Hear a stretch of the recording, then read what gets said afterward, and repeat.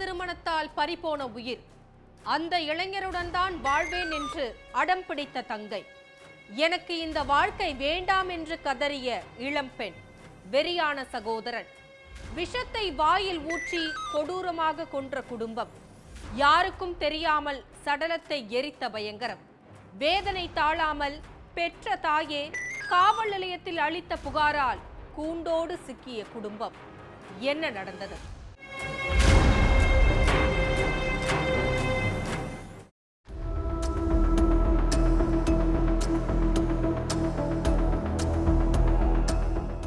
யமகணமர்த்தி காவல் நிலையத்துக்கு பதற்றத்தோட போன ஒரு அம்மா, என் பொண்ணை கொன்னுட்டாங்க சாருன்னு கதறி கதறி அழுதாங்க.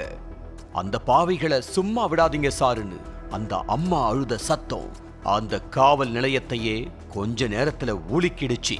சரி வாங்கன்னு அந்த அம்மாவை அழைச்சிட்டு அவங்க சொன்ன இடத்துக்கு போன போலீஸ்காரங்களுக்கு அந்த அம்மா சொன்னது அத்தனையும் உண்மைதான்னு தெரிய வந்துச்சு. அதுக்கப்புறம் போலீஸ்காரங்களோட தொடர் விசாரணையில வெளியாச்சு அந்த கொடூர ஆணவ கொலையின் பின்னணி. கர்நாடக மாநிலம் பெலகாவி மாவட்டம் யமகணமர்த்தி பகுதியைச் சேர்ந்தவர் 24 வயசே நிரம்பிய சத்யவா சந்தோஷ் ஹெலவி. இவங்க அதே பகுதியில மாற்று சமூகத்தைச் சேர்ந்த வேறொரு இளைஞரை காதலிச்சுக்கிட்டு வந்ததா சொல்லப்படுது. ஆனா இந்த காதலுக்கு எதிர்ப்பு தெரிவிச்ச சத்யவா குடும்பத்தினர் இவங்களை வீட்டிலேயே அடைச்சு வச்சு கொடுமைப்படுத்துறதா சொல்லப்படுது. சத்யவாவும் சாப்பிடாமலும் யார்கிட்டையும் பேசாமலும் வீட்டுக்குள்ளேயே முடங்கி கிடந்திருக்காங்க. ஒரு நாள் இவங்களுக்கும் இவங்களோட சமூகத்தைச் சேர்ந்த தூரத்த சொந்தக்கார பையனுக்கும் திருமணம் பேசி முடிச்சதா சொல்லப்படுது.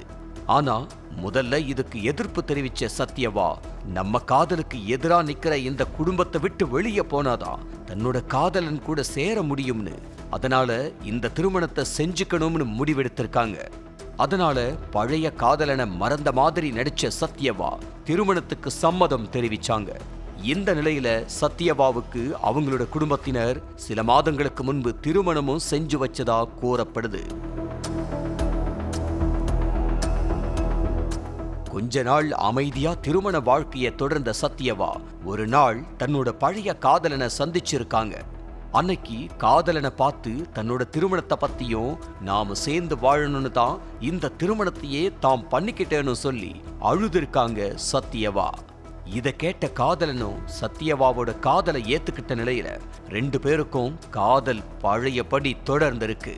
ஆனா இந்த முறை வேறொருத்தர் மனைவியா வந்து நின்ன சத்யவாவை ஏத்துக்க முடியாம நின்ன அவரோட காதலர், நாம 2 பேரும் இந்த ஊரை விட்டு போய் திருமணம் செஞ்சுக்கலாமனோ, அப்போதான் நம்மளால நிம்மதியான ஒரு வாழ்க்கைய வாழ முடியும்னு சொல்லி இருக்காரு.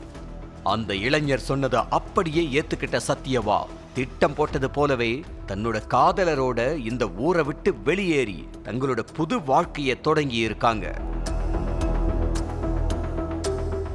சத்யவா வீட்டை விட்டு ஓடி போனது அவங்களோட சொந்த பந்தங்களுக்கு தெரிய வர அவங்க குடும்பமே பெரும் அவமானத்துல தலை குனிஞ்சு நின்னாங்க. இதனால ஆத்திரமான சத்யவாவோட அண்ணன் அவரோட மாமா மைத்துனரை எல்லாம் ஒன்னு சேர்த்துக்கிட்டு ஓடி போன சத்யவாவை தேடி இருக்காங்க. நினைச்சது போல சத்யவாவையும் அவரோட காதலனையும் கண்டுபிடிச்ச அவங்க, நாங்க நிச்சயம் உங்க 2 பேரையும் சேர்த்து வைக்கிறோம்னு சொல்லி சமாதானப்படுத்தி ஊருக்கு கூட்டிட்டு வந்ததா சொல்லப்படுது. அன்னைக்கு இரவு வீட்டுல பஞ்சாயத்து நடந்த நிலையில, நிச்சயம் உன்னோட காதலர் கூடவே உன்னை சேர்த்து வைப்போம்னு உறுதி கொடுத்த சத்யவாவோட அண்ணன் 2 பேரையும் பிரிச்சு தங்கையை வீட்டுக்கு அழைச்சிட்டு வந்ததா கூறப்படுது. வீட்டுக்கு வந்த அண்ணன் ஷானூர் சதாசிவ் ஹெலவர், நம்ம குடும்பமானத்தை கப்பல் ஏத்தின இவளை உயிரோட விடக்கூடாதுன்னு மாமா பிரகாஷ் பீமப்பா ஹெலவர், மைத்துனர் மராபாத் கல்லப்பா மயப்பா ஹெலவி இவங்களோட சேர்ந்து சத்யவாவை கொல்ல திட்டம் போட்டு இருக்கான்.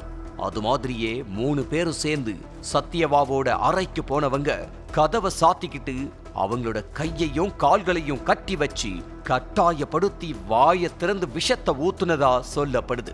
அத குடிச்ச கொஞ்ச நேரத்துல சத்யவா துடிதுடிச்சு அங்கேயே மயங்கி விழுந்து உயிரிழந்த நிலையில இரக்கமே இல்லாத வெறி பிடிச்ச மிருகங்களா மாறின அந்த 3 பேரும் சத்யவாவோட சடலத்தை மயானத்துக்கு தூக்கிட்டு போய் யாருக்கும் தெரியாம எரிச்சிருக்காங்க.